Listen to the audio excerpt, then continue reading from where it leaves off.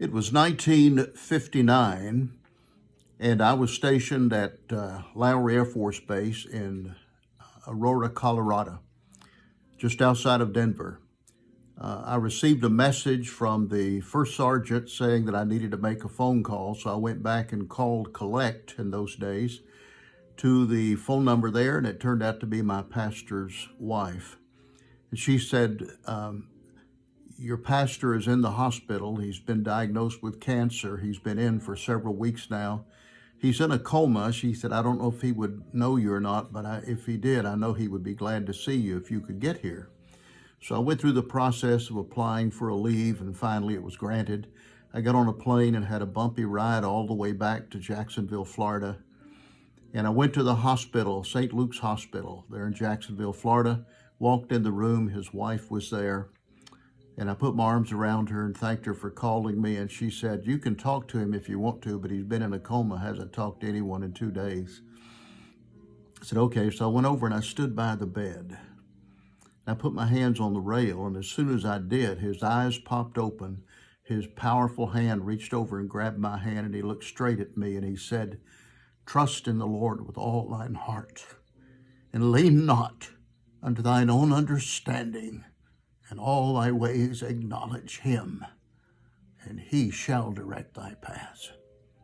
Then he released my hand, put his hand down, closed his eyes, and he never spoke again. A few days later, he stepped into eternity. So I've tried to live by those verses. Notice the commands. Trust in the Lord. Not think about it, not hope about it, but just do it. Just put your faith in the eternal God. And he said, don't make any limitations on this. Do it with all your heart, your total being. Trust in the Lord. And then the second command is lean not unto thine own understanding. You know, the greatest enemy of trusting God is me. The greatest enemy for you in trusting God is you. We want to reason things out. We want things to be logical all the time. We want step-by-step expressions of what we should do, but we need to lean not to thine own understanding. Trust in the Lord, lean not unto thine own understanding. Then the third command is, in all thy ways acknowledge him. This is a priority command. Everything you do should revolve around who God is, not who you are.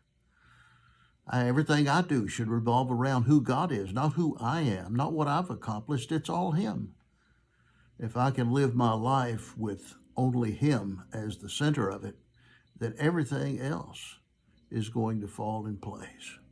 Trust in the Lord with all thine heart, and lean not unto thine own understanding. In all thy ways acknowledge him. And then notice this, the promise. He shall direct thy paths. I don't know about you, but I'm pretty selfish. I'd like to direct my own way. Maybe you do too. God says, no, hey, leave it up to me. I know what's ahead. You don't. I know the problems you'll face. You don't. I know the pitfalls. You don't. I know the enemies that are waiting for you. You don't. You let me lead the way, and I'll make sure that everything goes the way I want it to go. I'll protect you. I'll preserve you. I'll be there patient with you, and I'll give you the victory no matter what you're facing. I don't know what you're facing today. It could be one of the most difficult things you've ever faced. I don't know. I know I'm facing a couple of problems right now, and I was just thinking about it today. Lord, I've just got to trust you in this situation. I don't always feel like trusting God, but I know that it's the right thing to do.